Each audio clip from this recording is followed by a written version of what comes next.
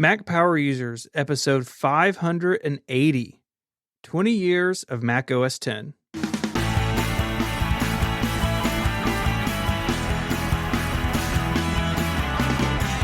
Hello, and welcome back to Mac Power Users. My name is Stephen Hackett, and I am joined as always by my friend and yours, Mr. David Sparks. Hey, Stephen. How are you today? I'm good. We're going to talk about the Mac and its history. We should probably tell people in advance how long this Google Doc is. It's going to be a fun ride today. I feel like this is like the episode for Stephen. This is your episode 100%. Mm-hmm. And but it's actually a lot of fun talking about this stuff. I guess we should start by explaining why we're talking about Mac OS X today. Yeah, so on March 24th, 2001, Apple released Mac OS 10.0 to the public. There were some betas, including a public beta before that. And, we wanted to mark the 20th anniversary of that. And it's an amazing run. And we both think Mac OS, as it's now called, has a long life ahead of it. But it seemed like a nice time to stop and look back at how far the Mac has come in 2 decades. Yeah, and how much this operating system is responsible for Apple's success. I was thinking about this over the weekend as we were prepping for the show. It's like, in my head, you would think like, well, the iMac is what saved Apple, when they came out with the cool, colorful iMac. But really, everything they have done in these 20 years started with Mac OS X, even the iPhone. Yeah. The Apple Watch has its roots in this. This is where, and it'll be the only time I do it, so forgive me. I'm going to plug a book that I wrote. It published like 4 years ago now, called Aqua and Bondi. It's about basically what you just mentioned, the iMac and OS X and how those came about together to really save Apple. It's on the Apple bookstore. And we're going to talk a lot about what's in this book today. In fact, I actually pulled up my PDF of it to refresh my memory on some of it. But if you like what we're going to talk about today, maybe go check that out. I think you would enjoy it. Yeah, honestly, if you like your Mac and your Apple gear, understanding the history a little bit is kind of cool. That's why we're covering it today, and that's why you should probably read Stephen's book. And Lord knows I plug my stuff enough, Stephen. Don't feel bad. Yeah, I'm not as prolific as you are with the book, so I guess this is my shot. All right, it's a great book. I would highly recommend it. I bought it before you and I were as good of friends as we are now. I'm like, I just want to read this guy's book. Yeah, I thought, I know you've talked about this with your stuff, but I thought I could probably get this done in like a month, and it took almost a year to do it. That's the usual. Yeah, 12 to 1. That's about right. Yeah. So it was a lot of fun. Also today on More Power Users, the ad-free longer version of the show, we're going to talk about our first experiences, our first exposure to Mac OS X. You and I came from very different places where you've been using the Mac a long time. And I kind of came to this sort of mid-transition between classic Mac OS and OS X. So we're going to talk about that for members at the end of the show. I'm looking forward to that a lot. Yeah, me too. So where do we start this journey? We're going to start the dawn of time. No, I'm just kidding. Well, I was thinking, let's start with where Apple was. Yeah. At the beginning and it really wasn't a very good place. It wasn't. Initially, the Mac obviously was a game changer in 1984. It popularized things like the graphic user interface and a thing like the mouse. In fact, a lot of the ads from the early days of the Macintosh were, this is how a mouse works. But during that era of the 80s, Apple really didn't have the idea that the software was separate from the hardware. It was, this is the Macintosh, and this is the software. The software didn't have its own brand, if you will. There was the Finder, and there was like the system folder and that sort of stuff. But eventually, Apple would sort of come around to giving this thing a name. And we would get like things like System Software 5, System 6, System 7. And it became more of a marketing and branding deal as opposed to before, like when you got the Mac Plus, It just ran a slightly newer version of the Macintosh experience than the 128 had. This was different from how other computer companies did it. In fact, there was a lot of stuff in the 80s. It was about the OS that you ran, right? I'm running CPM or DOS or whatever.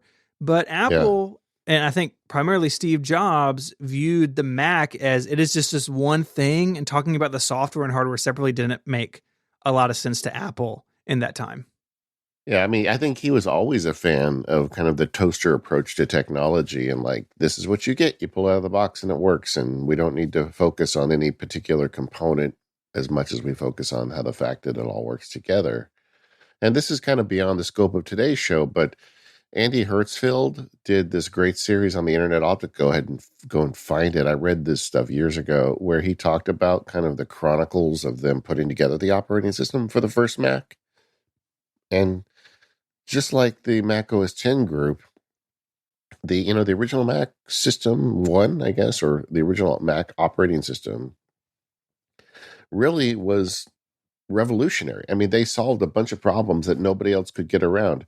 Everybody likes to make fun of Apple and say, Xerox PARC already had the mouse and Windows and all this stuff. But nobody, even Apple with their Lisa initiative, were able to get it in a user-friendly working method. Yeah. And the people at Microsoft were flummoxed when they saw the original Macintosh with almost no RAM moving windows around the screen. I mean, it really was quite an effort by that original team.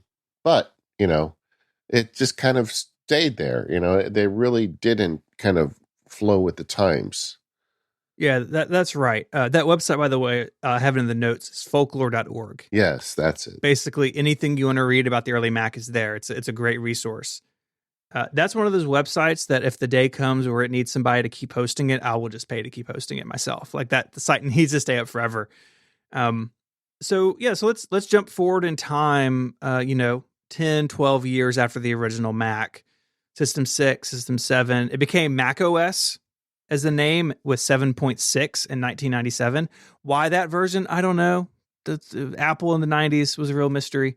But like you said, they had basically let it sort of wither on the vine. Mac OS had come from this place of swapping floppies around. They did add things like hard drive support, networking, the ability to run more than one app at a time, which was originally a hack called Multi-Finder, and they brought that into the system. But they just bolted all this stuff on, and the core wasn't really improved very much, right? It's like, I'm trying to think about an analogy, right? It's like if you are adding onto your house, but you didn't deal with like structural issues in the original building, right? Like you're sort of just adding weight and adding structure to something that really shouldn't be able to support it. And that's kind of where macOS got in the 90s. Yeah, it's like a house with a foundation for one story, but they had a 3-story house on top of that Yeah. foundation. Yeah, absolutely. I vividly remember my college bookstore, those System 6 posters when System 6 came out, because that's where all the nerds, the Mac nerds would go hang out in the bookstore, the little Mac section. But it did feel like, when Mac was so revolutionary when it came out, I mean, the reason they did ads about the mouse is because everybody was sitting at an IBM PC with a command line, or even, an Apple II with a command line or whatever. And it was like such a game changer. But a lot of computer hardware, as it got faster, was getting additional support, like, the ability to run multiple apps at a single time, which was supported much better than the Mac. And the Mac felt creaky at the time. I used them, and it definitely needed something that it didn't have.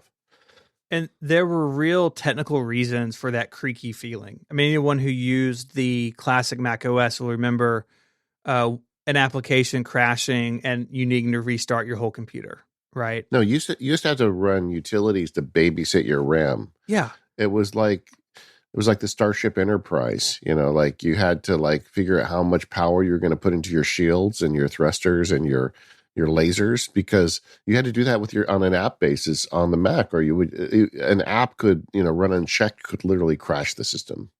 That's right. And the reason for that was really twofold. The real reason for the crashiness and the having to babysit everything was a lack of protected memory.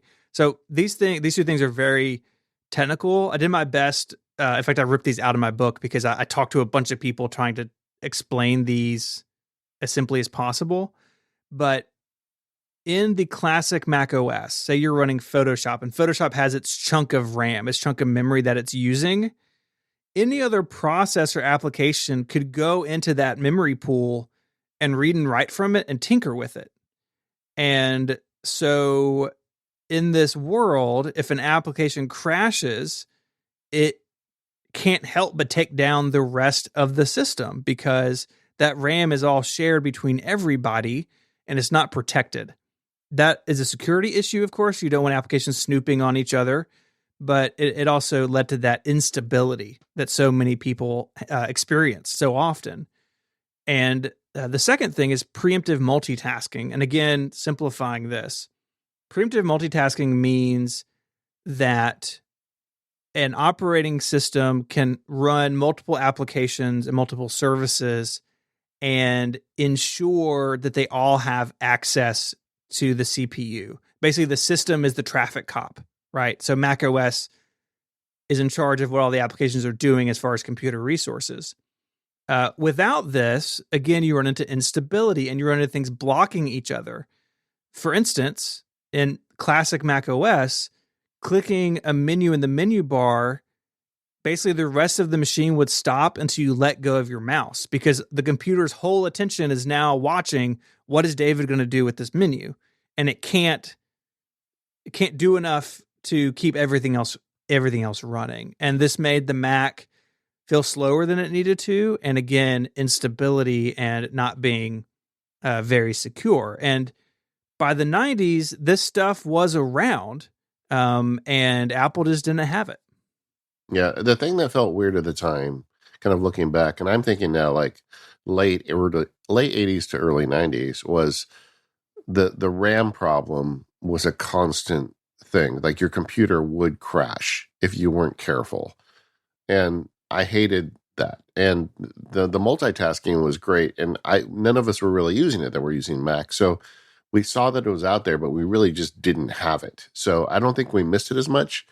The third thing you mentioned was security, and I can tell you, having been there, none of us thought anything about security. Yeah. Nobody cared, you know? Well, I mean, a lot of these computers weren't on the internet, and yeah, exactly. And the Mac was basically a single user machine, so it wasn't that big of a deal. Yeah. And it's not for trying. So by the time System 7 comes around, Apple had tried twice to build an OS replacement. One was called Pink, which was mostly internal.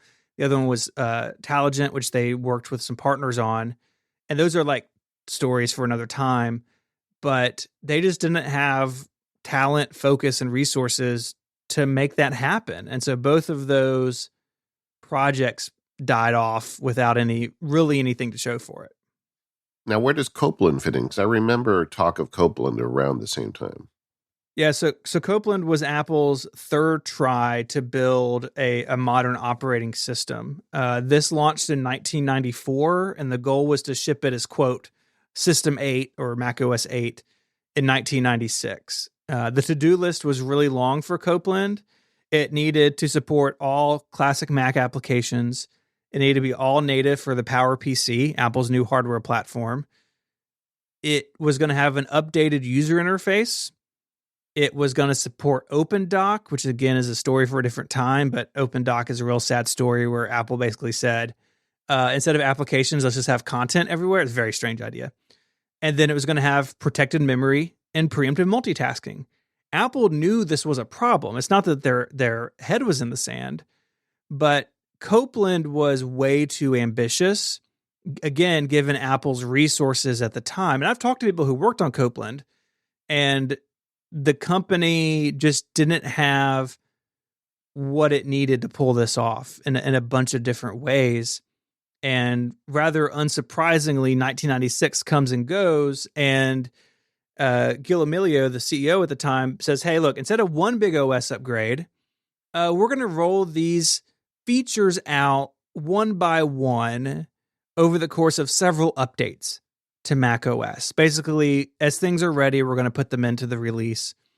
Some features like the interface Platinum, if you've run Mac OS or Mac OS if you run Mac OS 8 or Mac OS 9, you've seen Platinum and better PowerPC support. Those rolled out. But that was about it. Mac OS 8, when it finally came about, really was just a shell of what Copeland was supposed to be. And that was a watershed moment for me, I guess, because when that announcement came down that, this was going to be piecemeal, and having been dealing at that point, I'd been a lawyer for 3 years and was, trying to do legal work on a Mac and running into so many problems with compatibility, and the whole firm was on Windows, and they said, hey, we're going to get this, but it's going to, one feature at a time. I was thinking this is going to be like 5 years of misery. And that's when I started learning how to use a PC. Yeah. I think a lot of people abandoned ship at that point. I mean, I kept my Mac, but I did a lot of work on the PC at that point. Well, Apple had talked a big game about Copeland for a long time, and it just all fell apart. And, at this point, okay, you've got 3 dead attempts. I think Apple knew that it would need to go, what they call in the business world, to an outside hire. They needed to go find an operating system that they could bring in, add some sort of Mac support to it, and that be their new OS. I think they knew that they were out of time. The stock market told them they were out of time. This is all in the era of Apple having dwindling sales and dwindling cash on hand. Windows 95 was not very kind to the Mac, right? A lot of people look at Windows 95. I don't think Mac users saw it at the time, but I think now looking back, it's clear that Windows 95 delivered a real hard blow to the Mac. Not that it had all of the stuff done perfectly, but it was so much better than previous versions of Windows that it really showed that Microsoft was serious about making an operating system with a GUI that was pretty good. Yeah, well, it was good enough. Good enough. I think it would be. And I mean, there's so many things about the Mac that were better, but the underlying problems with the Mac, and again, I'll stop saying this, but the RAM management problem used to drive me crazy. And it was a problem. And at the time, if you put it in context, Windows is on the rise. They've figured out how to move Windows. I mean, the first couple versions of Windows was terrible. And but they're starting to figure it out. While at the same time, Apple can't seem to get its act together about upgrading the operating system. And I'll tell you, at the time, I didn't know if I had to buy a computer at the time. I didn't know what I would have done. I used the PCs at work, and I had my Mac. Yeah. But if somebody told me you got to buy a computer, I'm not sure I would have given money to Apple at the time, because I just wasn't sure they were going to be around in a few years. Yeah. And 95 had those like core underlying things. Not that it was perfect. It definitely wasn't, but it was technically more advanced than the Mac OS at this point. And that was a big deal. Even for people who liked the Mac, I think it was the writing was on the wall that something had to give. And so Apple went out shopping. They looked at 4 different contenders of software to either buy or license. The first one was Sun Microsystems, their Solaris software. This was basically rejected pretty quickly. And this is where we talk about Ellen Hancock, a name that is not well known in Apple history, but I think should be. So she was the CTO who came in with Emilio. She's the one who said, look, Copeland is never going to ship if we have to wait for it all. Let's start rolling it out as things are ready. And she was real influential in the way that this went, talking Apple into this. Now, she got shown the door by you-know-who when he comes back in a little while, but she helped this along, and I think she deserves credit for that. But they rolled out Sun Microsystems Solaris. Its hardware requirements were just too high. They even met with Bill Gates about licensing the NT kernel to like put NT underneath macOS. That basically went nowhere fast for a bunch of reasons you may imagine. Yeah. I would have loved to have seen that meeting, though. I wish there was like a video of that meeting. Oh, yeah. It would have been incredible. And, Bill Gates, pretty ruthless guy. So maybe, he probably would take an Apple for a ride. Yeah, that was during his ruthless stage. Oh, yeah. Definitely. Oh, yeah. They also looked at B. B is a fascinating company. It's B Computer Company. I'll put a link in the show notes. Episode 6 of Flashback here on Relay FM. Quinn Nelson and I talk about B Computer for like an hour and a half. Very interesting company. It was run by none other than John Louis Gassé, who was a former Apple executive. He'd left Apple. He built this company. They built an OS on top of the PowerPC architecture that Apple was using. But the B box, as they call their computer, was miles better than most Macs at the time. And BOS had some really cool stuff with multimedia. But they wanted $300 million from Apple to buy them out. And B was not successful. Like they weren't making a lot of money. And Apple basically said, thanks, but no thanks. That's beyond our budget. Yeah. John Louis Gasset has this great blog. I think it's called Monday Note. Yes. We'll put a link in the show notes. I mean, he was there at Apple kind of at the beginning. He was the head of sales, I think, starting in France, but then eventually all of Europe. He really kind of knows a lot about the history of Apple, and he brings context to that with the future. It's one of my favorite blogs to read. It's fantastic. It is absolutely fantastic.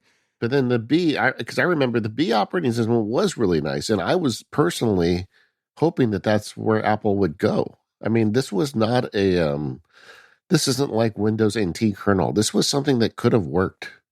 Yeah, and because it was PowerPC native, probably not that much work to even get it working. But Apple thought the price tag was too high. So within Silicon Valley, the B Apple thing was pretty well known. I get the sense of that in reading material from the time that people knew this had gone sideways, and they also kind of knew that it was Apple's last shot. And so a Next employee reached out to Apple behind Steve Jobs' back to set up a meeting. And I don't know what happened, whoever that was, but that's a bold move. At this point, Next, it was Steve's company after he got kicked out of Apple in the 80s. They had been building high-end workstation hardware for like universities and researchers to use, but it was too expensive and no one really bought it. And so they were out of the hardware game by this point, but they were building OpenStep, which was the newest version of their operating system for their hardware.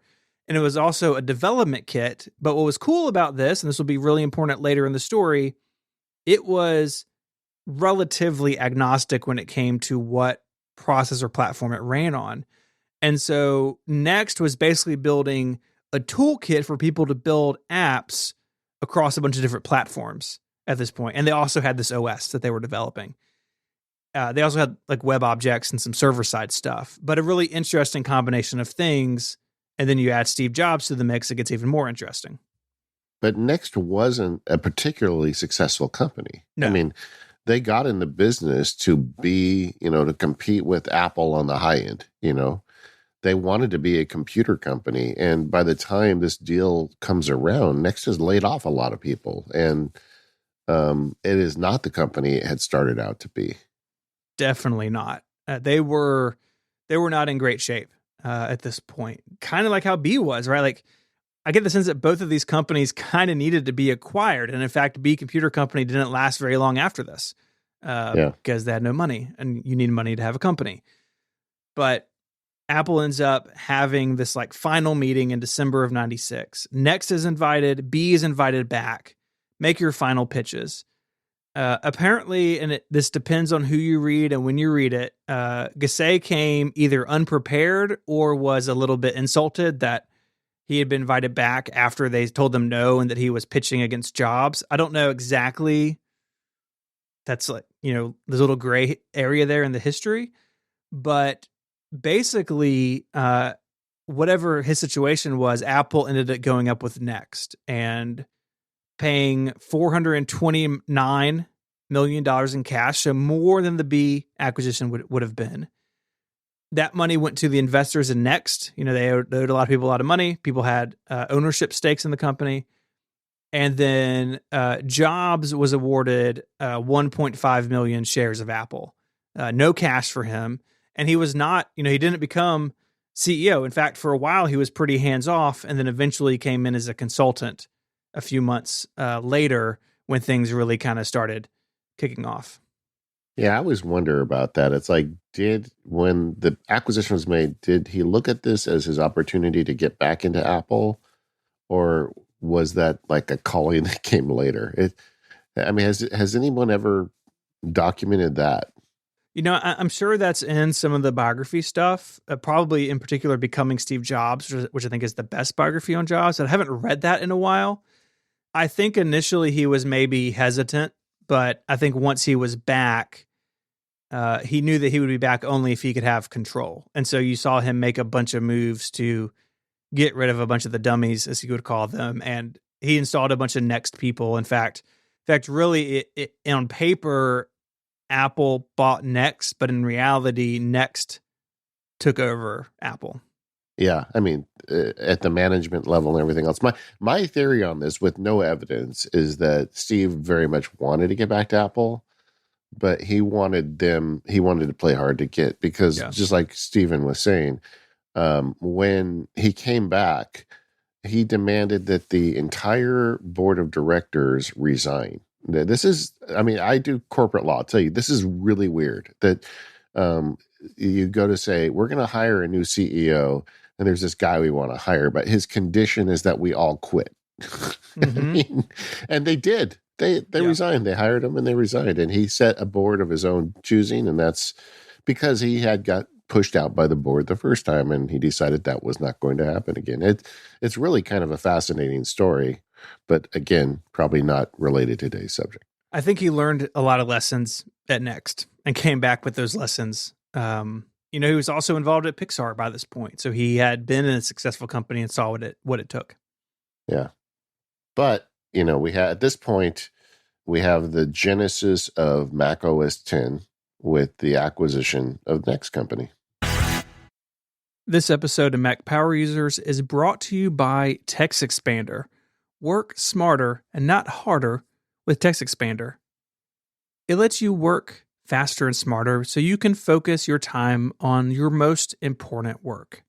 And gang, that's not typing repetitive things like your address, common language you need to send to customers, phone numbers. Let TextExpander take care of all of that, because with just a few keystrokes, it can keep you consistent, accurate, and working efficiently. You can speed through emails by expanding forms with fill-in-the-blank fields using a quick abbreviation. TextExpander's powerful shortcuts and abbreviations to streamline and speed up everything you type means that you can save time. And you can get your message right every time by expanding content that corrects your spellings and keeps your language consistent with just a few keystrokes.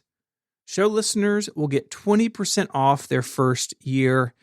TextExpander is one of those things that I cannot use my computer without. I have so many things in there.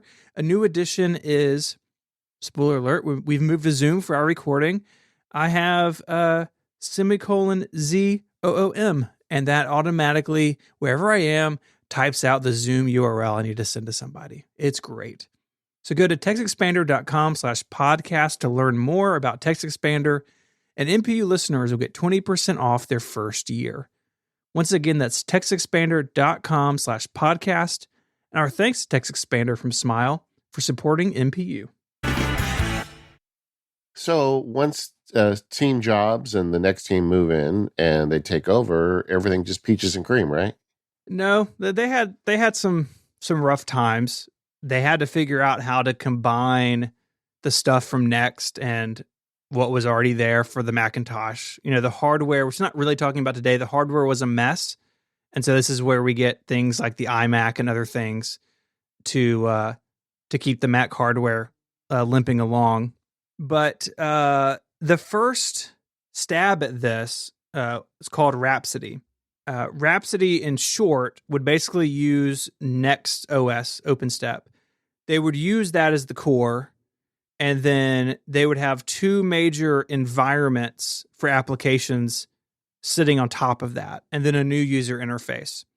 And this is nerdy, but it's really important to understand like how badly they missed the mark the first time. They had Blue Box, which was just the environment name. It's basically a virtual machine for existing Mac apps. So your OS 9 apps, OS 8 apps, System 7 apps, they could run in Blue Box This is before OS 9. But classic Mac OS apps could run in Blue Box. They would run as they always would. No protected memory, no preemptive multitasking. But it was basically a legacy mode to run your old Mac apps, of which there were many, many, many out there. About 12,000 Mac applications at this time. And then they would have Yellow Box, which was the modern way to build applications on this new operating system. It would use OpenStep APIs. You could use Java, but there was nothing in the middle. There was no bridge to get from, the sinking ship of classic Mac OS to take your code base, your application, and to bring it to the new operating system. There was no way to do that without completely rewriting your application in this weird new language that Next brought in called Objective-C. This included developers like Microsoft and Adobe. These companies, all sizes, said, no, we're not going to do this. You need to figure out a way for us to run our applications in the new environment, to have access to these new technologies without a full rewrite. And Apple heard them, and Apple backed down from this plan. Thank God. Yeah. Right? I mean, this would not have worked. Yeah. And people made that very clear to Apple. And so I think they heard that. What is interesting about this too is this really is the fulfillment of the weird OpenStep dream, because say that a Mac developer had rewritten their stuff for Yellow Box, that application could have also run on Windows and Linux and other things, but they didn't care about that. All they we need our Mac apps to run on the Mac, and you're saying I can't do that. That I'm handcuffed to the past unless I fully rewrite, and that just wasn't going to work. So Rhapsody died a pretty quick death. There were a couple of betas that slipped out. They shipped us a product called Mac OS X Server, not to be confused with the server they would later have. That was basically Rhapsody. I think at that point they thought, well, we have this, we might as well ship it. I don't think they needed to ship it, but it is out there, and it's super weird because it's like this weirdo timeline that shouldn't have existed, yet there's this product that came from it. Yeah, it just seems like such a wrong. I guess maybe I have the benefit of hindsight, but it just seems like so wrong for the company too. Yeah. That how would they even think that was something that would work? I don't know. I think they thought this is the fastest way we can do this. And to their credit, it would have been, but they would have lost. I mean, I don't think Rhapsody would have saved the Mac. Again, we have hindsight, so it's hard to say. But I think if they had done this, it would have failed big time. Yeah, I agree. But that's how we got to Mac OS X. That's right. And so this is where Apple kind of goes back to the drawing board and comes up with what we know as OS X. So instead of having this hard cutoff for those 12,000 applications and 40 million users, which, I mean, that's a lot of people, the new strategy would include that middle layer, a bridge for those applications to come over to the new system without needing a full rewrite. Amazingly, this was introduced the same week as the iMac G3 at two different events. It's wild to me. But Mac OS X would basically, as Jobs put it, would have two parents. It would have the classic Mac OS full emulation, known as Classic in Mac OS X for a while. That would remain. But the magic really was this technology called Carbon. And so Apple went through all the APIs, all the parts of the system that you need to build an application, and they ended up cutting about 2,000 of them. The other 6,000 were rebundled and renamed Carbon. And Apple had this program called the Carbon Dater, and a developer would run their application against this and say, hey, you know what? 90% of your app is fine on the new system. If you tweak this 10%, you can get fully up and running on Mac OS X natively. You're not in the penalty box of the classic emulation.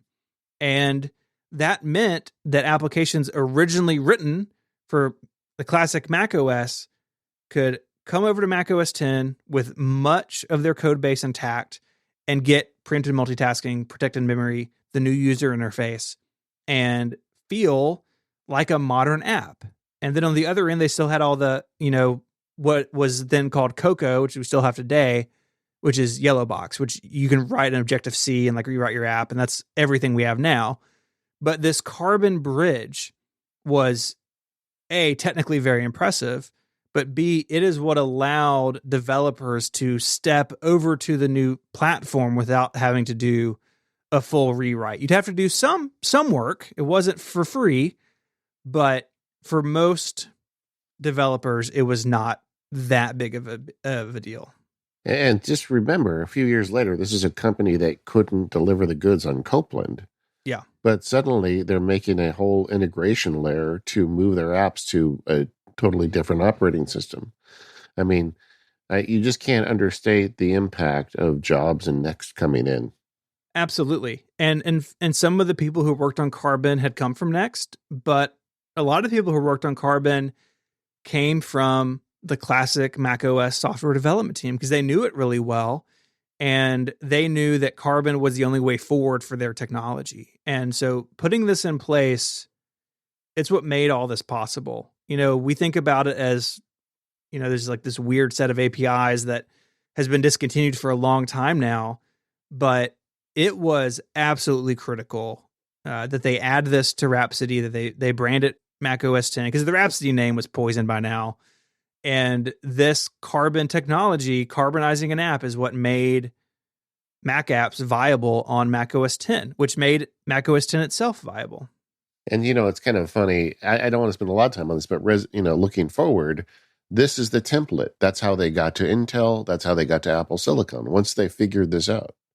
Yeah, Apple's really good at transitions. We've said it on the show for a long time. This is another one of them. Usually we think about processor, but with software as well, they're really good at it. So they had a plan, and they were going to call it Mac OS 10. With an X, but it's 10. Yeah, I know. Very confusing. People still get confused about that. I mean, anybody who doesn't listen to podcasts like the Mac Power Users still think that X is Mac OS X. Yeah, Apple's slowly getting rid of it in a bunch of their product names for a reason. Yeah. That's what got us to, March of 2001. Yeah. So they go forward from that announcement. They shipped some betas. Developer Preview 3 showed Aqua, which is the user interface with the pinstripes and the clickable buttons. I'm going to have some links in the show notes to John Siracusa's review talking about Aqua for the first time. And I found on YouTube the keynote where Jobs announces it. And you should just go watch it because it is amazing how much they got right. And even though Big Sur looks really different, it's the bones of Aqua are still with us today. It's really amazing how the design has stood up. Even though the fashion side of the design has changed drastically. Obviously, we don't have pulsating blue buttons anymore, but the structure of the design has held up really well. Yeah, and they shipped it, We're going to talk in the after show about our initial impressions of it, but I remember distinctly when it came out. But eventually they got it to, I forget what were the names. I forget, they had the code names for the betas as they came out. Yeah, so the public beta, which you could just go buy for $30, was Kodiak. That came out in the fall of 2000. It was really buggy and slow. But Cheetah shipped as 10.0 in March of 2001 for $129. And it was also very buggy and slow. Yeah. Can I say that? it was. And I think a lot of that has to do with the user interface, that you're asking a G3 to do a lot of stuff. And it took them a little while for the hardware to catch up with the interface in terms of being able to drive it reliably. But at the same time, it was slow, but it did work. I mean, it came with the classic emulation, so you could run your macOS apps unmodified. It came with Carbon, so developers who had done a little bit of work, their apps would stand up on OS 10. And then you had Cocoa, which was for developers writing in Objective-C. And some of Apple's apps were like that. And over time, that became more and more common. To today, it's the only way, if you don't count Catalyst. This also kind of goes back to the original Macintosh, which was hardware constrained. I mean, they had good ideas, but the hardware wasn't there yet. Yeah. And very quickly, Apple tried to get the hardware, up to snuff Mm-hmm. to run this stuff. Yeah. Yeah, absolutely. You know, it was slow and it did crash. It wasn't perfectly stable, but right off the bat, you could tell that I think it was better than classic Mac OS in terms of stability. Maybe not everyone would agree with that, but I think on the whole, I think that was probably true. If not in 10.0, definitely by the time 10.1 comes out later in 2001, which like it was kind of an apology release. It was only $20. And you could pick up the upgrade CD for free in Apple stores and Mac resellers. Like, hey, you bought 10.0 for $130. We know it made your machine really slow. Here's a new version. And 10.1 Puma was really all about refinement. It was about making it run faster on the same hardware, dealing with a lot of the rough edges and poor performance. That was really the goal in 10.1, and it definitely was better. It's still not perfect. They still had a long way to go, but even though they shipped 10.0, they kept right on working to get 10.1 out the door very quickly afterwards. Yeah, and those were the days. Those were before the iPhone. That was the launch party events at the Apple Store. You'd go, you'd get a T-shirt. I think I have a Jaguar T-shirt in the closet somewhere. Nice, it's just that was fun when they were doing that stuff. Yeah, it really was. I've got some Panther launch stuff like a set of dog tags, and I think I have a leopard T-shirt somewhere. But yeah, those were kind of the early days. It took them several years longer than they expected with that false start of Rhapsody. But by the time 2001 comes around, they have the next gen OS, and they're kind of ready to just make it better and better as time goes on, which, as we'll talk about next, they definitely did.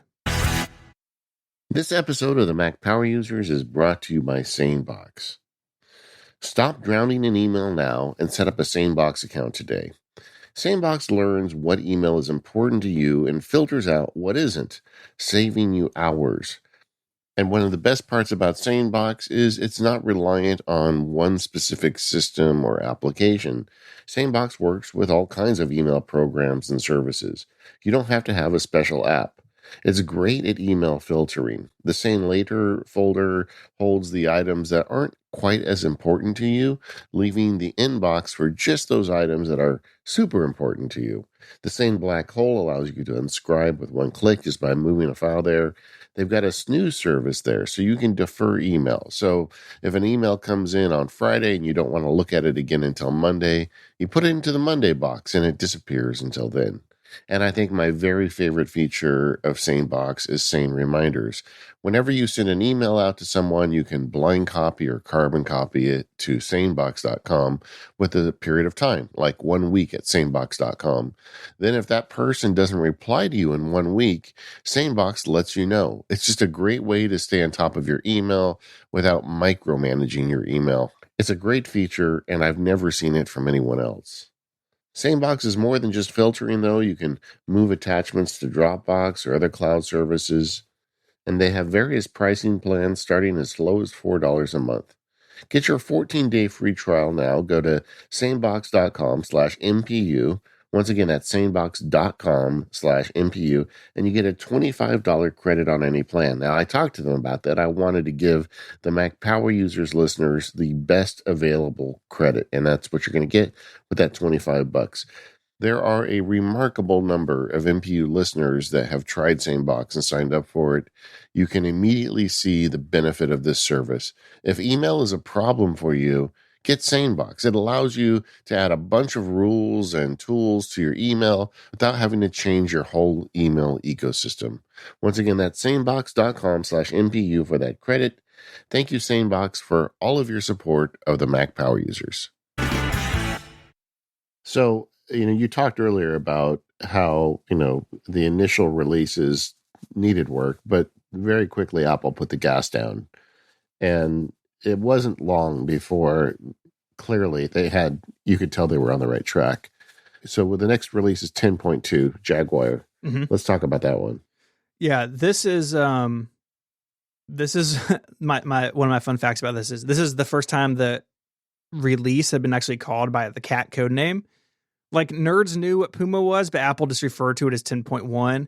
But anytime you get to 10.2, there's a big furry X on the box that has been rendered by Pixar, which is fun. I guess Jobs just went over to Pixar one afternoon and was like, hey, can you make a box covered in leopard fur or jaguar fur for me? And then they did, and it looks awesome. It also is the first version of macOS 10 to run on a G5, but it would also run on a G3. So the hardware is getting better.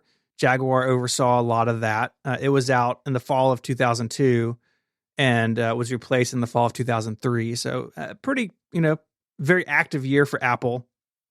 This is where OS X added a lot of stuff that we think about still being in macOS, like MPEG-4 support and QuickTime. The address book showed up here. Bonjour, which is like the networking where you just set up your printer and you don't have to like know its IP address, and file sharing all works in the Finder. All that Bonjour stuff came in 10.2. It also came with the very early days of what was called then universal access, kind of early days of accessibility features in macOS 10. And I think one that gets overlooked but important if in the frame of early versions of macOS 10 were slow, it came with a faster graphics called Quartz Extreme, which meant that Apple could use a GPU for rendering stuff and not just the CPU. It's like, you didn't have that before, but it was a different time. But Yeah. they got that going, and a couple other things like iChat, for instant messaging and handwriting in Inkwell. But this is where like some features that we think of being in part of the system, they start showing up here. Yeah, and at the time, it was just like the march of features. Every year, they came out with a new version, and there were a bunch of new features added. I mean, I don't feel like you get that with Mac OS 10 or Mac OS updates today like you did back then, but No. there were major new features added every year. Oh, absolutely. And, that continued the next year with Panther 10.3. It started dropping support for machines. There were people who found their way around that. This app called Ex Post Facto, which when I was in college, like I had friends who ran it. It's like, oh, I want to run a version of OS 10 my machine doesn't support, and you could hack the installer and do all sorts of fun stuff. But 10.3 definitely brought a lot of new features, like you said. It brought brushed metal, so there's that. Okay, let's talk about brush metal for a second. What were your thoughts on it?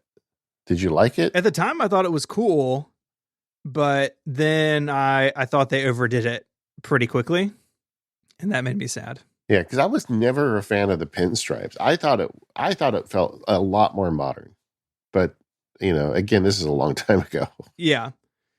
If you haven't seen this, I got a link in the show notes to the Finder window in Panther. It's a lot of brushed metal, but what was cool about Finder in 10.3 is that it basically borrowed a bunch of good ideas from iTunes. So before this, like your user folder, you had to dig down to it. And here's like, well, let's just put the stuff you want in the sidebar, make it customizable. We're used to that today in Finder, but that wasn't the case for the entire history of it. And so you could do things like put your favorite things in the sidebar and have live searches. This is where labels show up. I know a lot of people are a fan of that still to this day. This is where they showed up in OS 10, even though classic Mac OS had them. It took a while for Apple to implement them in 10. So Finder really got a big update, but then it added a whole bunch of other stuff too. Yeah. Font book was added. File vault. Now, this is not the file vault that we love today. This was the bad version of file vault. Yeah. I think I can call it that, right? Oh, yeah, it was not good. Fast user switching was here, which is great. You click your name in the menu bar and log into another account really quickly. Expose was here. So the first time they really tried like window management beyond just minimizing things to the dock. And Safari shows up. Safari was actually mid-cycle between 10.2 and 10.3, but Safari 1.0 was named the default browser. Like Apple was all in on Safari as of Panther. I didn't run it in the early days, but it was there and it was gaining a lot of attention from Apple in those early days. Yeah. Well, I think they saw the writing on the wall, and this is kind of a version of Apple's idea that, look, we need to control our own destiny. And one thing you must have in order to have a good operating system at this time is 2003, kind of as the internet starting to take off, is you have to have your own browser that you control. And I think they were smart to do that. Absolutely, they were, and that continues to be a big thing today. We got iChat AV, so you get audio and video conferencing stuff, and you get built-in fax support. So if you got a fax machine or you need to fax something and you don't have one, your Mac can fax it for you. So that's cool. That's not there anymore. That's gone away in the year since. And then in 2005, we got Tiger, and I'll tell you from my experience at the time, I felt like Tiger was I started running Tiger, I'm like, okay, Apple is no longer in jeopardy. I mean, even there was a question in my mind throughout the whole period of the arrival of Mac OS 10 is like, can they pull it off? I think a lot of Apple fans had this feeling in the back of our head that the company was constantly on the verge of bankruptcy, or Windows was so massive at this time. But it was like when Tiger shipped, I felt like, wow, this has really come a long way. I mean, to me, that was the release that really made me feel like I don't have to worry about Apple going out of business anymore. Yeah, it's the first one that felt like, okay, this is a real product with a future. Yeah. I agree. I definitely agree. And it was a big success. 6 weeks in, 16% of macOS 10 users were running it. And remember, this isn't the days where you just download it from the App Store, right? You got to go buy a DVD or CDs. Go to the store. Yeah. And within a year and a half, because Tiger was out for a long time, which we'll talk about in a second, it was running on more than 2/3 of Macs. So it really saw a good uptick in adoption.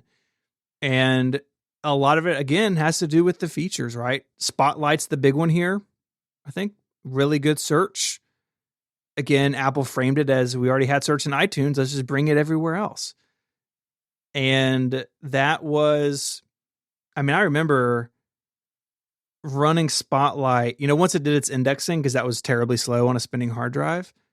But once it was done, I remember on my PowerBook, gosh, I'd never have to look through files and folders again. And to this day, my primary way of getting around my computer is search. I use Alfred on top of Spotlight, but it changed the way that I think a lot of people use their computers, where you can just type Command Space and start typing, and you don't have to root around in Finder anymore. Yeah, I do remember thinking this will be a feature that will get shipped in this version and it'll be good in a year or two. Mm-hmm. And being surprised that it was good immediately. I mean, once you get past that first index, you're right. But yeah, they did it right from the beginning. Because at the time, search in Apple Mail was horrible. And I was thinking that was my mindset. Like, if they can't get it right with the email, how are they going to get it right on the whole hard drive? But yeah, for whatever, I don't know what the technologies they used, but Spotlight worked great from day one. Yeah, because they basically stuffed Spotlight into a bunch of different things, including Mail. Yeah. Mail, by the way, I just have to bring this up. Mail and Tiger's really ugly. It's just so bad looking. I don't know what those buttons are. Thankfully, they didn't populate much further. But by Tiger, the UI was pretty messy. I forgot about this. Yeah, it's bad. We have right? to put this in the show notes. Yeah. I've got this in the notes. You had brushed metal. You had some pinstripey stuff. You had whatever this was, which I think was called Unified, or is what we kind of called it as the community. But really not good looking. Oh, yeah. This brings back memories. Even just clicking through because this is a link to my Aqua screenshot library site, even clicking through 4 images, keychain access is brush metal, then you have ugly mail, and then you have mail preferences, and that's pinstripes. It's like Tiger was a bit of a mess visually. There was a lot of competing ideas about how things should look. Well, my feeling on it was I felt like pinstripe looked like something that could have come from Microsoft. It just didn't feel Mac enough to me, whereas I felt like brush metal was something you'd never see on a Windows computer. So that was my thinking, but you're right. It got to be overwhelming over the years. Yeah. And it was weird too, because some of the hardware had pinstripes around the display. It's like, why does my menu bar look like the plastic that it sits within? It's very, It's a very different Yeah. time. Tiger also brought Dashboard, which was another big deal. I mean, running widgets wasn't a new idea because it was maybe or maybe not ripped off.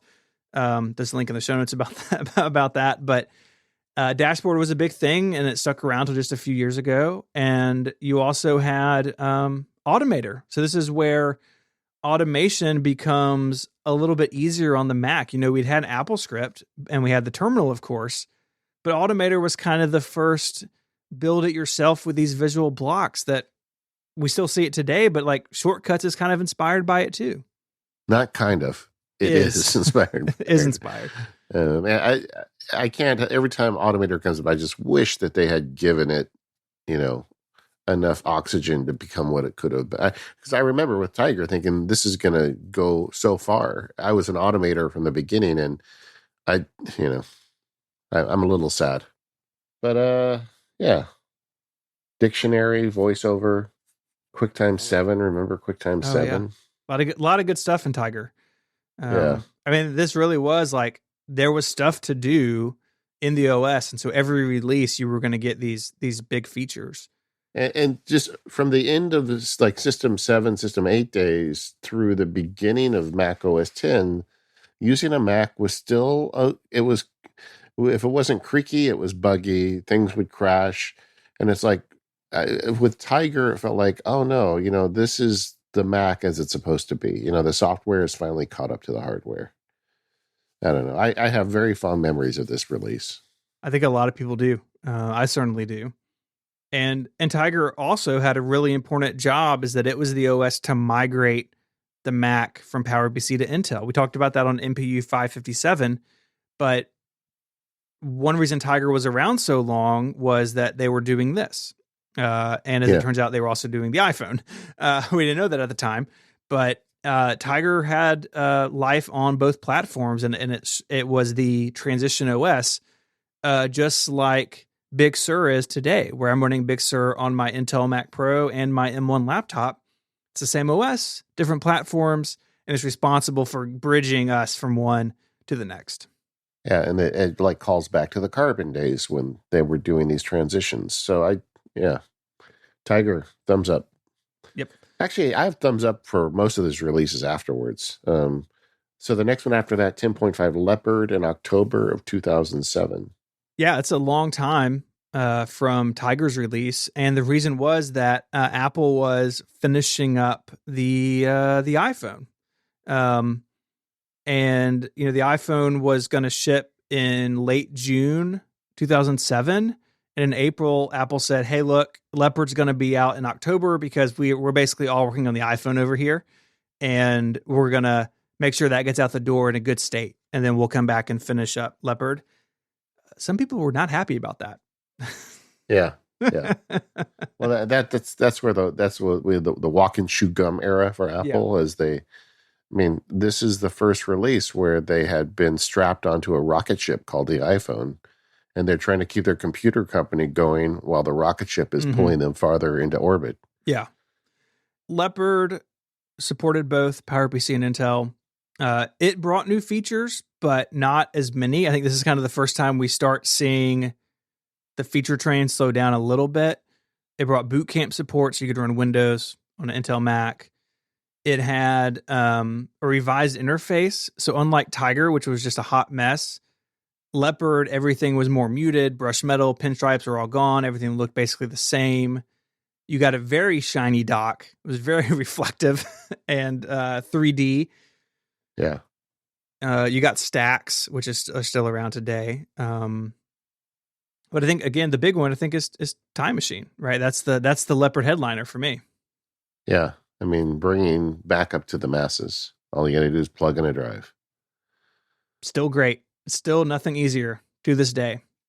Honestly. It really was the answer. And, they've iterated on it over the years, but, you get a new Mac and you just plug in a hard drive and you're good. Mm-hmm. How many people in your life that are not geeks have you gifted them a drive or just told them to get a drive? Almost everybody I know, that's the first conversation I have with them when they get a Mac. Oh yeah. It's so many people. That used to be my price when I'd go set up a Mac for somebody. I'd say, I'll go set it up, but you have to have an external hard drive when I get there. I And like that. I'd set up their backup. Yeah. Leopard was also the beginning of Apple closing the door on classic Mac OS. So the classic emulation environment was gone. Carbon was still there, but for a while, Apple had promised that Carbon was going to be 64-bit, meaning it could support more memory and newer processors. And basically, they said, actually, that's not going to be that. Carbon is going to be 32-bit only, which is why so many apps died with Catalina last year, or now I guess 2 years ago, because Carbon and 32-bit stuff is no longer supported. It's only 64-bit. And so this was the beginning of the end of that very well thought out bridge we talked about. Leopard is Apple coming off the bridge and saying, OS 10, this new way of writing apps, this is where we're going, and we're not going to support Carbon indefinitely. It would stick around for a long time after this, but this was Apple starting to say, hey, look, it's time to move on, gang. Yeah. In fact, at this point, there are Mac Power Users episodes. And I think if you go back into the archive deep enough, you'll hear me saying that I was amazed it lasted as long as it did. Yeah. I didn't think Carbon would last this long. They gave them a very long runway. I mean, it was deprecated, I think, in 10.8, but stuck around for years to come. So it was a very, very gradual transition. But when you have things like Photoshop and Office, like, you need those on your platform. And so, yeah, in a way, this really wasn't Apple's timetable to set in 2008. You know, maybe now Apple would be more aggressive with this. We'll see how aggressive they are about Intel to M1, but at least here in this situation, I think it was basically out of Apple's hands. And they said, look, we're going to start this now. We'll get back to you when we know when we're going to end it. Well, I mean, you have to distinguish these transitions. The first transition we talked about at the beginning was from an antiquated operating system to Mac OS 10, which they had to Carbon bridge. But then at the same time, just a few years later, they did the Intel transition. And I feel like Carbon helped that transition as well. So it helped not only a software transition, but also a hardware transition. And I've always felt like that's why they kept it around. Yeah, because you could run like PowerPC Carbon apps in Rosetta. I mean, it was like stacks of old technology, but Apple had to do it because you had to keep that software running because this was a different company, a different time. Yeah, and if you look back, I mean, the big software vendors at the time were really taking their sweet time about the transition. I mean, Microsoft Word is the one that I always talk about because it was terrible on Mac OS 10 for years. I mean, it was just bad. And they now compare that to the Apple Silicon transition. They already have an Apple Silicon version of the Microsoft Office suite. I mean, it's like night and day in terms of how quickly the transition happened. And I'm sure part of that reflects, changing values at Microsoft. They view themselves much more of a software company than an operating system company now. But I also think that Apple gets a lot of credit because I think the Apple's teams have got much better at these transitions. 100%. The last OS kind of in this era, and we're getting to a point where we're going to talk about them in groups because they start speeding up. But that's Snow Leopard, and that is a lot of people's favorite version of Mac OS 10. Very famously, no new features. That wasn't really true because they did add some features, including Exchange support and some under the hood stuff. But Snow Leopard, we still talk about it today, right? We talk about iOS and macOS needing a Snow Leopard year. Take a year off from features, really just focus on making it better and more stable and faster and smaller. Part of this came because Apple dropped PowerPC support. So this is 3 years after the Intel transition was complete. So if this holds up, 3 years after the last Intel Mac is on sale, we will see macOS drop Intel support. I don't know if they're going to do that or not, but it was 3 years last time. Can I just say, I feel like that the whole thing about Snow Leopard is one of the biggest marketing snow jobs ever. I The no mean, new features thing? yeah, I just think, I mean, I feel like they had no new feature because they had done a bunch of under the hood stuff, and somebody sat around in a marketing room and said, well, we don't have any new features, so let's make the no new features the marketing point. Yeah. And I feel like nerds have bought into that. It's like, oh, we need a snow leopard year. Well, not really. What you mean by that is you want them to continue to work on under the hood stuff and not spend a lot of time on Chrome. But snow leopard was very different than leopard. I don't know. I feel like the whole thing is overrated about people saying that this is the best operating system they ever shipped. Yeah. No, I get it. I remember this was the first Mac OS 10 version I ran the beta of, and the beta was better than Leopard was. I was like, oh, this is actually pretty good. Yeah. But because they cut off PowerPC Macs, a bunch of G4 and G5 owners weren't super thrilled, and they were stuck on Leopard for eternity. But they had to do it at some point, and they did it with Snow Leopard. But a lot of that under the hood stuff is still really important today.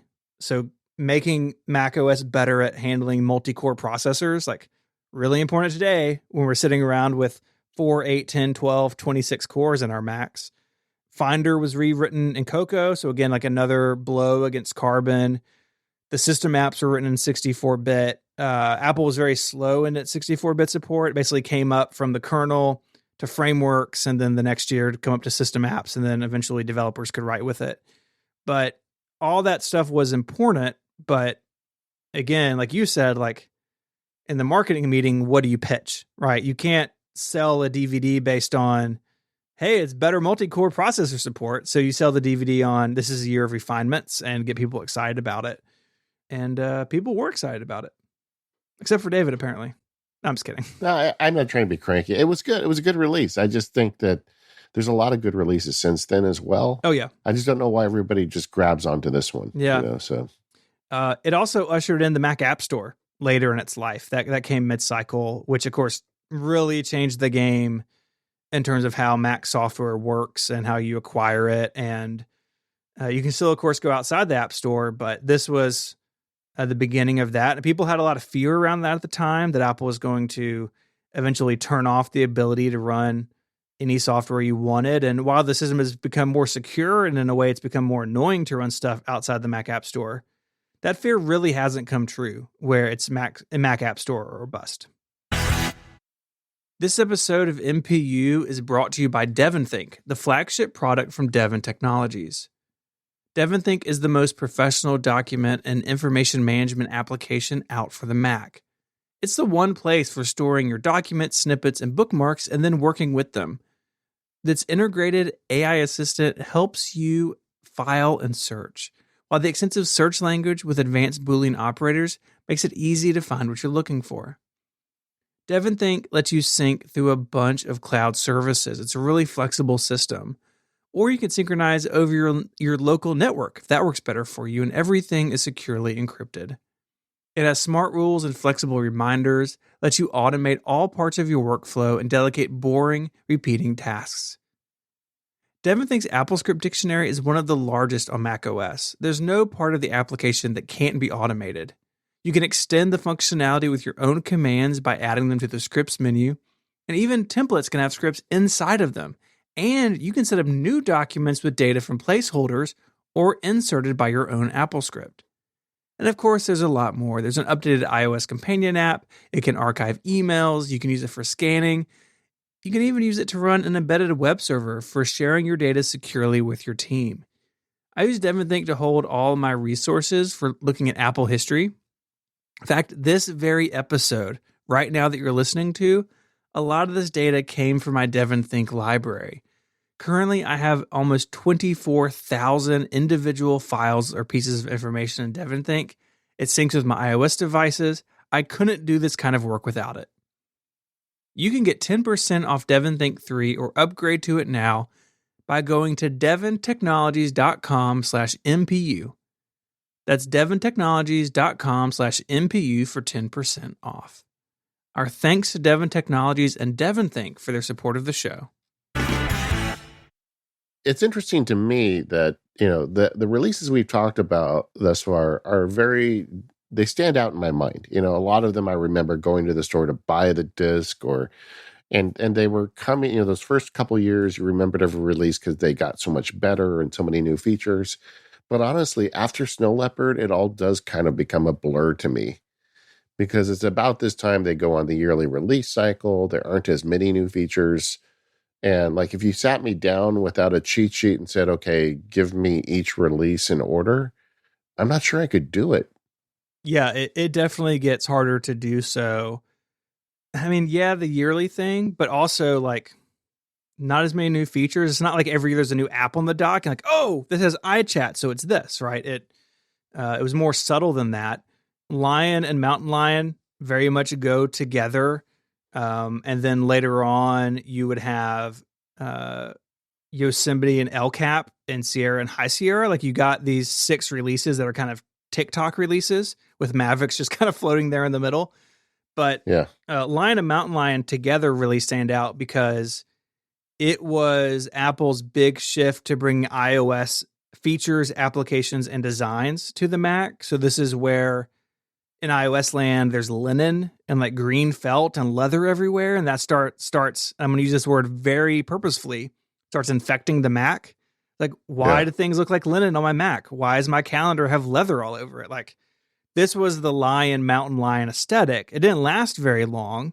They bailed out of it with Mavericks, but Lion and Mountain Lion are like very much of their time. It very much is, if there's a new iOS feature, it's got to be on the Mac. And, things like emoji support and FaceTime and Launchpad, which looks like Springboard, and AirDrop and Apple push notifications, like natural scrolling, which was a huge debate in the community for a long time. Which way should we scroll on the Mac? All of that is because they wanted the Mac to look and act more like iOS. And I think out of these, Lion and Mountain Lion are maybe the least liked amongst a lot of the sort of hardcore Mac users because of that. Oh man, I hated linen from the beginning, where Chrome I thought was cool. I just never liked the linen look on the Mac. Yeah. I remember before Lion came out, the year before, I was on a panel at Macworld Expo, and they used to have panels where you'd be like in a conference room, but they also had panels on the floor where they had all the booths, and open to the public. So it was a big gathering, and it was me and Dave Hamilton and a bunch of other podcasters talking about the future of the Mac. And I had predicted, I mean, it wasn't a stretch to think that they're going to take the success of the iPhone and pull that into the Mac. And I called it the iOSification of the Mac. And I said that I thought that they were going to take over the skeuomorphic design and put it into Mac apps. And it's just like, to someone who buys an iPhone and then goes buys a Mac, it's going to look very similar. And I vividly remember this because in the back of the room was Sal Segoyan, with his cap on, Sal, the guy who made Automator for the people in the audience. So he worked inside Apple. And I remember when I made that statement, he was out there and he looked at me like I just took a turd in the punch bowl, and he turned around and walked away. And I've never asked, because Sal and I are friends, I've never talked to him about that, how disgusted he looked. And I was thinking, man, I must have got that really wrong because Sal's just so mad he's leaving. And what happened was I got it right. I don't think he was happy with it because the next year we got that. We got leather calendars and we got linen. And I was just not a fan. I felt like the Mac didn't need that stuff. No. Address book on the Mac didn't need to look like an actual book, but for a while it did, and it was terrible. Yeah. If you've never seen this, like go look through the screenshots in the show notes because it is wild how some of this stuff looked. But it wasn't all bad. I mean, we got Mission Control, which kind of combined spaces and expose and dashboard, put all that stuff together in a better way. The recovery partition technology showed up, so you didn't have to necessarily install from a CD every time. They did drop Rosetta, and so there was now no PowerPC apps anymore. So that was another bit of a hurdle. But at this point, we're now in 2011, 2012, so it's been 6 years. Also, Retina support shows up, so you could see your linen and beautiful pixels on your 15-inch Retina MacBook Pro that came out in 2012. So Not all bad, but a little bit out of step, I think, with the general direction the Mac was going. Yeah, no, I would argue that underlying the operating system just got better. I mean, with these releases, a lot of the underlying technologies were better, faster. They made more sense, except just the wrapper on it. I just did not like the way it looked. Yeah. And to your point, it did make using a Mac and an iPhone and an iPad easier because in this time we get things like messages and Apple Notes and reminders and AirPlay and Notification Center, like things that we were used to having on our other devices, you could now have on your Mac. And so to be that, sometimes I think Apple makes up this person who like moves fluidly between an iPhone, iPad, and Mac like a dozen times a day.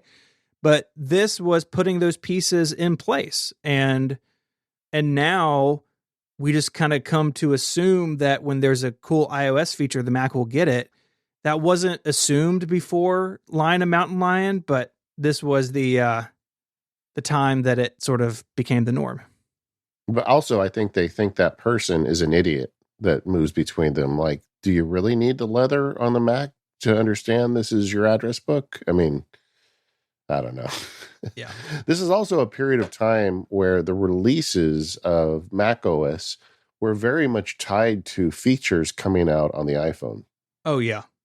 Definitely. If the iPhone or iPad got something, the Mac would get it. Maybe not the same year, but maybe the year after that. Think about sharing extensions, or again, we talked about messages and notes and stuff. They wanted things to be more seamless. The whole continuity idea comes up, kind of in this era, and in things like Mavericks and Yosemite and El Capitan, making it easier to move between them. Not that a lot of people do, but if you are one of those people, Apple just wanted to make it as simple as possible. And I get that because the iPhone was so popular. I mean, Apple had never had a product like that. I mean, the world had never had a product like the iPhone. Mm-hmm. So, that halo effect that everybody used to talk about was real. You'd buy an iPhone and say, wow, this is a really nice experience. Maybe I should try one of their computers. I just always felt like that's fine. But the reason people liked the iPhone was the way it worked so well. It wasn't because of the design of the interface. And That's right. The goal on the Mac should be the same thing. Make it work really well. It doesn't matter if it has leather or not. So anyway, I think I've beat this dead horse enough. and Apple has returned to the well a little bit. We're jumping ahead in time, but with Big Sur looks a lot like iPad OS and iOS, and it doesn't have to.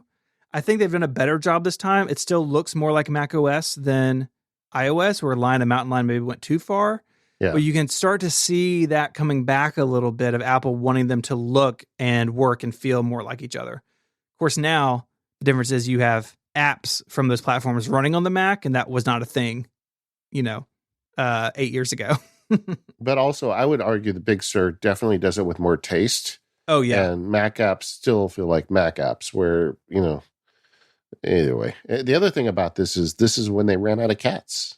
They did. So 1013 was named Mavericks. There was this great joke that they were going to call it Mac OS Sea Lion. This was when Craig Federighi was really rising to power and becoming very funny on stage.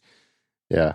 Mavericks was a walking back of a lot of those design decisions, but it also modernized a lot more stuff. So there was a lot of stuff under the hood in Mavericks, especially for laptop users to have much better battery life and better energy efficiency.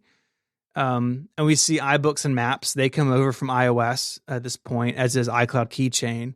So a smaller release, but one that kind of, I think, corrected some of the mistakes of the past two. Yeah. No, I feel like they'd gone too far. And I think as Sal's discussed with me, explained, I think a lot of people inside probably felt the same way. And then you've got these annual releases coming out where the Mac kind of returns to being the Mac again, but gets, tighter and some new features and starts to look again more like a Mac. Yeah. Yeah. We get Yosemite, which brings that new flatter design, which is what we had up until Big Sur. It gets the beginning of dark mode. But this is also where a lot of Mac OS apps get replaced with new versions that work better with iOS. So you Yeah. get photos instead of iPhoto, and in El Cap, you get the new Notes application, which is still fantastic to this day. And they've continued to work on it. But before this, Notes was a bit of a joke on the Mac. Yeah. And it turned Notes from like something you did on your iPhone and you did on the Mac if you had to like, I could use this full time. And a lot of people do. Really a big jump up in usability there. There's another theme going on in my mind about this period that has continued through today is just underlying security improvements to the Mac operating system and locking things down. Back when we used to go to WWDC, Yeah. I would bump into Apple people who would tell me like all the stuff they were doing. Like with Apple Mail had a plugin architecture that was really leaky and they fixed that. And Safari has a whole new extension system. And like Apple has over the last several years, every year been just dialing down the security on the operating system. And that's something that often doesn't even make it into the press release, but you can see that kind of starting and gaining momentum in these years. 100%. Things like system integrity protection and APFS, like some of that real low level underlying stuff starts showing up kind of in this era. Also, you get things like kernel extensions needing explicit permission to run. And finally, the writing on the wall in High Sierra about 32-bit apps going away. So there's a lot of modernization taking place in this era. And at the same time, they are continuing to bring iOS stuff. So we get Siri and auto unlock with the Apple Watch and iCloud Drive and Universal Clipboard. All that sort of stuff also starts showing up. Okay, we've got the core apps. Apple's core apps by this point are on both platforms. And now 2015, 2016, 2017, Apple is bringing more of the glue that holds those apps and services together across all their platforms. Yeah, and this is when they're getting good at cloud. For so long they were horrible at it. We didn't even discuss the Mobile Me launch. We passed that bit of history. But by this time, Apple has got pretty good chops at iCloud, and they're able to tie a lot of stuff together. And to that point you were saying about the underlying low level stuff, in addition to security, just kind of a core, the APFS and the file system, I would argue that that was the lesson they learned from the beginning of Mac OS X, where they had let the operating system linger and technologically fall behind, which put them really in a bad spot. It seems like they were taking affirmative steps during this era to make sure that didn't happen again. This episode of the Mac Power Users is brought to you by the Intrazone from Microsoft SharePoint. It's your bi-weekly conversation and interview podcast about SharePoint, OneDrive, and related tech within Microsoft 365. I love listening to podcasts, and I'm always looking for good ones to sign up for. If you use Microsoft products, you should check out the Intrazone by Microsoft SharePoint. It's a bi-weekly podcast with conversations and interviews on how Microsoft SharePoint, OneDrive, and related tech can work for you. You'll hear from guest experts behind the scenes and out in the field, so you can see how SharePoint fits into your everyday work life to easily share and manage content, knowledge, and applications. Each show covers a bunch of segments like news and announcements, a focused topic of the week, guest perspectives, facts of the week, and upcoming events. And the topics for each show are really interesting. Previous episodes have covered the gamut of the Office products in 365, like migration to the cloud, AI and machine learning, API and teamwork, SharePoint, pages and lists. There's just a bunch of things they've covered here. The most recent episode is about fantasy productivity and adopting Microsoft Teams. The show focuses on building employee adoption and bringing them into these new technologies. I can tell you that working with paralegals and secretaries in the past, that is where the battle is won and lost, and this episode talks about that. The hosts cover the best practices and insights on how Microsoft Teams can help you be successful. So go ahead and listen to it now. Just search for the Intrazone wherever you get your podcast. That's INTRAZONE, or just click the link in the show notes to go check it out. Our thanks to the InterZone by Microsoft SharePoint for their support of the Mac Power users and all of Relay FM. So now I think we're kind of in the current age. At this point, Mac OS is a very mature operating system. They've dropped the OS 10 model, name and cat names and all that stuff. And we have Mojave, Catalina, and Big Sur, which I kind of think Mojave and Catalina are kind of two sides of a coin, and we'll see what comes after Big Sur. But we see the race to, now what we know is the race to Apple Silicon really taking place in these OSs. So left and right, Apple is shedding old technology. OpenGL and OpenCL, these old ways of doing computing tasks, get thrown overboard. 32-bit support in Catalina, which we talked about on MPU at great length. That's removed. A bunch of the social media integration is removed from all of Apple's platforms, where you could like tweet from the sidebar and stuff. All that's gone. Yeah. And built-in Facebook integration, all that. Yeah. In hindsight, that stuff seems wild. Yeah, that was a thing, yes. But it is a smoothing out and a simplifying of what's underneath the OS. There was a slide, I think it was at WWDC 2020, and Craig Federighi's talking about, iOS came from Mac OS 10, way back in the day, 2007. But since then, they've grown apart. And over the last several years, we being Apple, have worked on reunifying them. And so the media layer, the networking layer, all this stuff is the same now between macOS and iOS. And most of that stuff, if they do it right, users will never know. But it makes life better for developers. And it makes things like Mac Catalyst, where you can bring an iPad app over to an Intel Mac and make it run pretty well. And you can do the same one on the M1 Mac, or even have your iOS app run natively directly on an M1 Mac. All of that's made possible by the changes they've been making the last several years. Yeah, and it's also easier for Apple. I mean, you shouldn't have to make a Bluetooth stack for the Mac and then a different Bluetooth stack for the iPhone.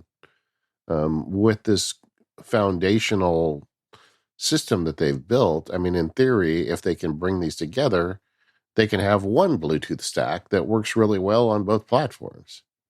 That's right. And I think we are seeing some of that now with like things like voice control and game controller support and like Sidecar, things that really are deeply integrated that show up on both platforms, or even where the platforms work together.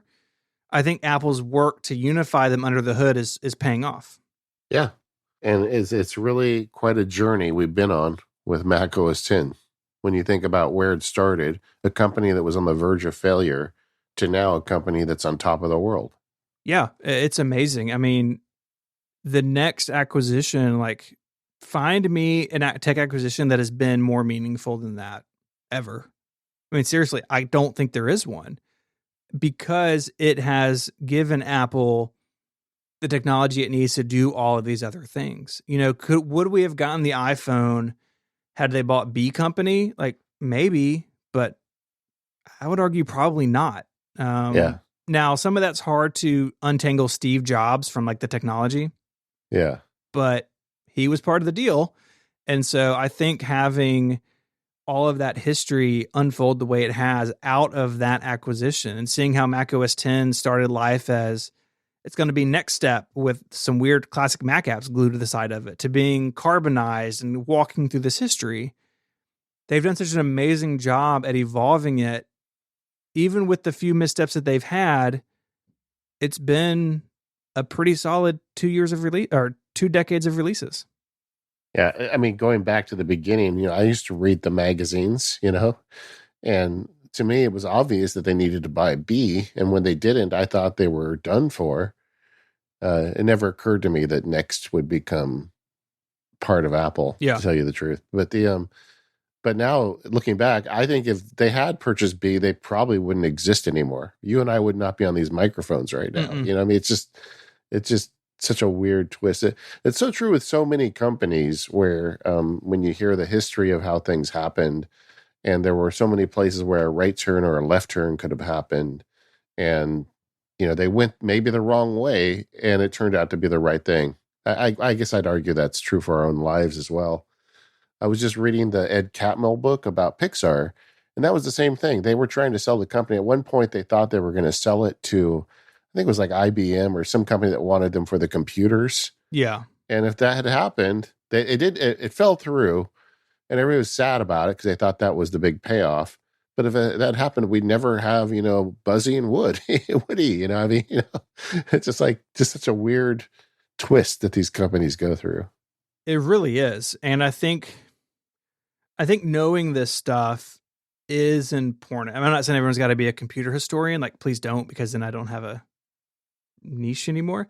But I do think that understanding that every decision Apple makes isn't final, and that they do walk things back actually pretty often, or they are actually really accepting of the idea of, hey, this is popular, let's change it anyways. Like, just because something is working doesn't mean it's always going to be that way. And just because something isn't working, it doesn't mean it'll be that way forever either. And so if there are things in Big Sur that are weird visually, or there's a big question about, is touch coming, like all of those things, like we can filter some of that through where they've been and understand that. I really do think, and it's so clear when you put it all in a Google Doc like this, Apple is playing a long game with this stuff. Right? Like, really, you can see the move to all 64-bit stuff when they killed Carbon 64. And you can see the move to Apple Silicon years before it happened in hindsight. And so it's not like Apple is bumbling around every spring saying, oh my gosh, we have a Mac OS release in the fall. What are we going to put in it? They know what they're putting in it for years to come. And now I think the way Apple is structured, being able to share stuff more between iOS and Mac OS, technology, feature, application, whatever layer you pick, I think that's only good for the Mac, because it shows that Apple continues to invest in the Mac and into Mac OS. Look, if the Mac wasn't changing, then I'd be worried. But because it is changing, I'm hopeful for its future.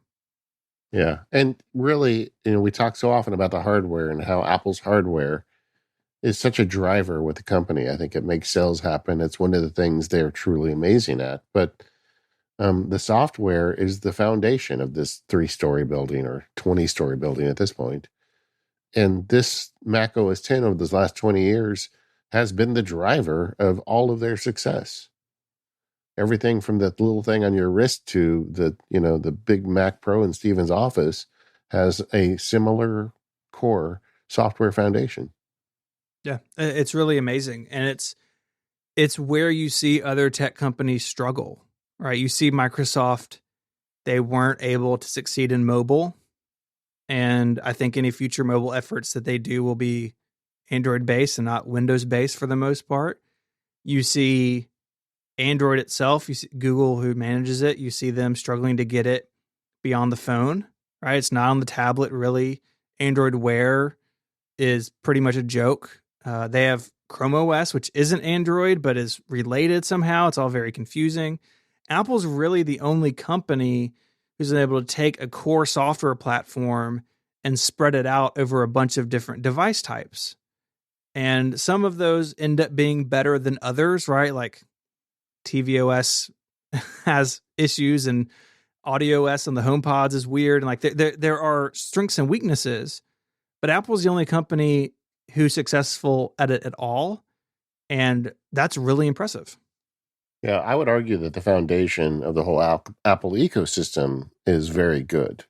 And when we see problems, it's not with the foundation, it's with, how did they add that particular room onto the building, or how did they decorate that room? Yeah. In some cases. But I feel like what they have is which nobody else has, is this remarkable foundational software system combined with a remarkable foundational silicon system where they build their own chips.